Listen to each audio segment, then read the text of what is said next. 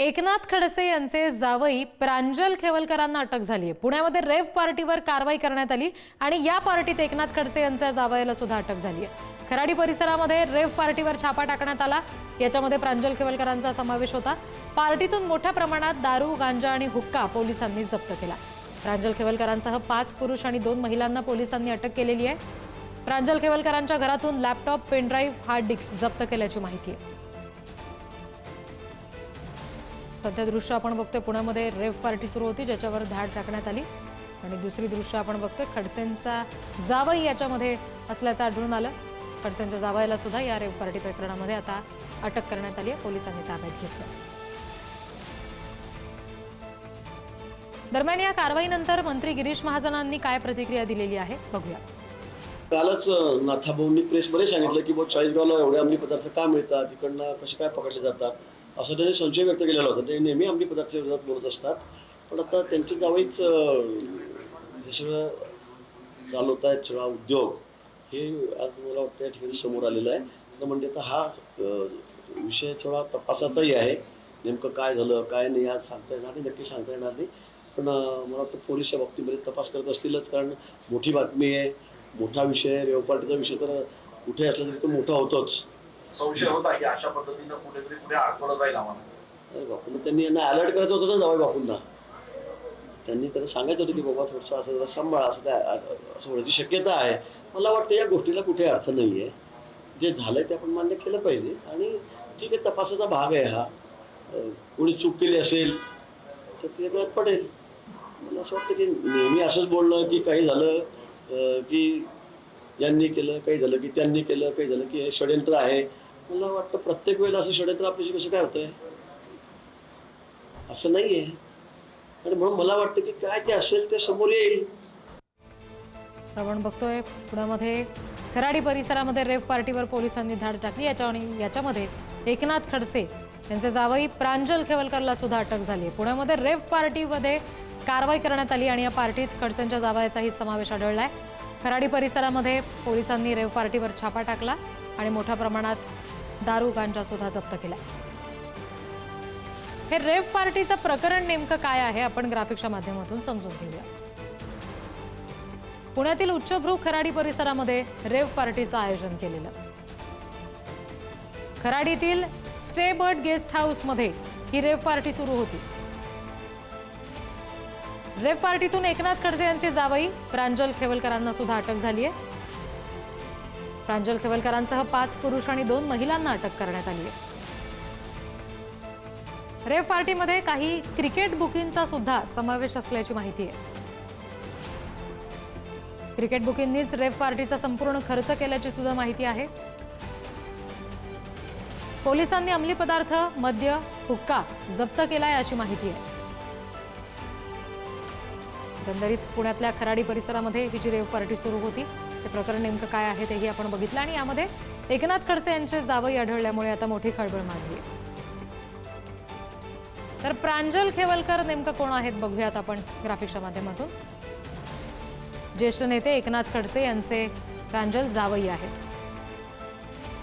राष्ट्रवादी महिला प्रदेशाध्यक्ष रोहिणी खडसे यांचे ते दुसरे पती आहेत। पहिल्या पतीचे घटस्फोट झाल्यानंतर रोहिणी यांचा प्रांजल यांच्याशी विवाह झाला। रोहिणी खडसे आणि प्रांजल बालपणीचे मित्र आहेत। प्रांजल खेवलकर जमीन खरेदी विक्रीच्या व्यवसायामध्ये आहेत। खेवलकर आणि खडसेंचे सध्या मुक्ताईनगरमध्ये वास्तव्य आहे। प्रांजल खेवलकर राजकारणापासून पूर्णपणे दूर आहेत। पुण्यातही प्रांजल खेवलकर आणि रोहिणी खडसेंचं घर आहे। आता पुण्यातल्या खराडी परिसरामध्ये ही रेव्ह पार्टी सुरू होती जिथे पोलिसांनी छापा टाकला आणि एकनाथ खडसे यांचे जावई प्रांजल खेवलकरांनाही अटक केली। या सगळ्या संदर्भात खासदार संजय राऊत यांनी प्रतिक्रिया दिलेली आहे, बघूया।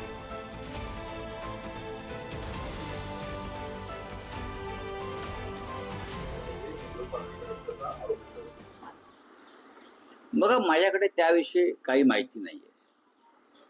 या सरकारच्या काळामध्ये कधी कोणाला अटक होईल, कधी कोणावर गोळीबार होईल आणि सरबत पिणाऱ्या माणसालाही दारू पितो म्हणून अटक केली जाईल, हाँ, और कुछ भी हो सकता है। पुलिस और पुलिस की यंत्रणा बीजेपी विरोधियों को इस प्रकार से प्रताड़ित करने के लिए ही यहाँ है। बाकी सरकार में कुछ काम नहीं है। मैं जानकारी ले लूंगा।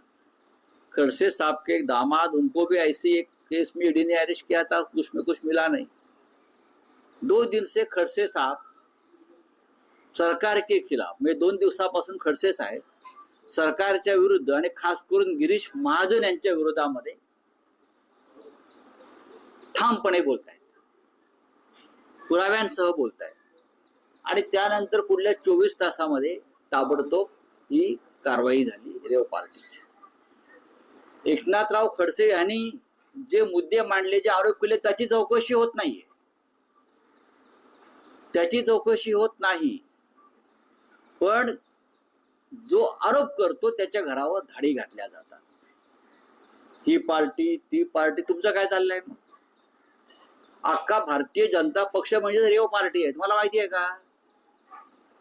अख्खा भारतीय जनता पक्ष म्हणजेच रेव पार्टी आहे। खोटे गुन्हे दाखल करे। आता नाशिक मध्ये आज शिवसेनेचे 2 लोकांना मिस्टर महाजन प्रवेश देत आहेत, त्यांच्यावरती आधी गुन्हे दाखल केले आणि त्यांच्यावर दबाव आणला पक्षात आणण्याचा, भाजपात या, आणि भाजपात येण्याआधी त्यांच्यावरती गुन्हे काढून टाकले। हे एक नवीन तंत्र आहे।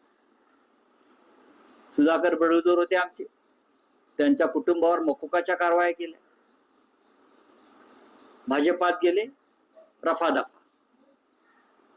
प्रत्येक, माझ्या बाजूला साजन पासपुते आहेत आमचे उपनेते, ते काम करतात नगर जिल्ह्यात, त्यांच्यावरती खोटे गुन्हे। नगर जिल्ह्यातले आमचे शहर प्रमुख किरण काळे, त्यांनी भ्रष्टाचाराविरुद्ध आंदोलन सुरू केलं महानगरपालिकेच्या आणि तिकडल्या आमदारांच्या दहशतवादाविरुद्ध। 400 कोटीचा घोटाळा काढला, त्यांच्या विरोधामध्ये बलात्काराचा गुन्हा कोणतरी आणली, एक महिला उभी केली आणि बलात्काराचा गुन्हा, पहाटे 3 वाजता अटक। त्याच्यामुळे एकनाथराव खडसे यांच्यावरती, त्यांच्या कुटुंबावरती जर कारवाई झाली असेल तर आश्चर्य वाटण्याचं कारण नाही। अशा प्रकारच्या कारवायांना आम्हाला यापुढे सामोरं जावं लागेल फडणवीसांच्या राज्यामध्ये। गिरीश महाजन नावाचा हा जो सांड आहे, हा मोकाट सुटलेला आहे आणि याला जर आवरलं नाही तर एक दिवस हा देवेंद्र फडणवीस यांना सुद्धा गाडल्याशिवाय राहणार नाही मातीमध्ये। माझा शब्द तुम्ही लक्षात ठेवा। या अशा प्रवृत्ती ज्या आहेत, यंत्रणांचा खोटा वापर करून राजकीय विरोधकांना बदनाम करणाऱ्या, आम्ही त्यातून गेलेलो आहोत ना। आमच्याकडे ईडी, सीबीआय सगळं पाठवून झालं खोट्या गुन्ह्यांमध्ये। आम्ही लढतो आहोत, आम्ही लढत राहू, पण तुम्हाला महाग पडेल, लक्षात घ्या। हे जेव्हा तुमच्यावरती उलटेल तेव्हा महाग पडेल। अमित साळुंकेचं काय झालं? अमित साळुंकेचा संबंध एकनाथ शिंदे आणि त्यांच्या मुलाशी आहे। पोलीस कारवाई करणार आहेत गुन्हा दाखल करून, अँटी करप्शन। रेव पार्ट्या कोणाच्या होतात? आमचे आमदार आणि खासदार, मी परत सांगतो, 4 खासदार आणि 15 ते 16 आमदार हे भाजपच्या ह्या लोकांच्या हनी ट्रॅपमुळे गेले आणि त्याच्यामध्ये या नशेच्या पार्टीचाही संबंध आहे। नशेची पार्टी झाल्याशिवाय हनी ट्रॅप करता येत नाही, करेक्ट? हे सगळं भाजपने केलं आहे, हे सगळं भाजप निर्माण करतं। एकनाथराव खडसे 2 दिवसापासून सरकारवर तुटून पडलेलं आहे, त्याची किंमत ते मोजतात, त्याचं कुटुंब मोजतात। हे शाप महाराष्ट्राचे ह्या लोकांना लागल्याशिवाय राहणार नाही।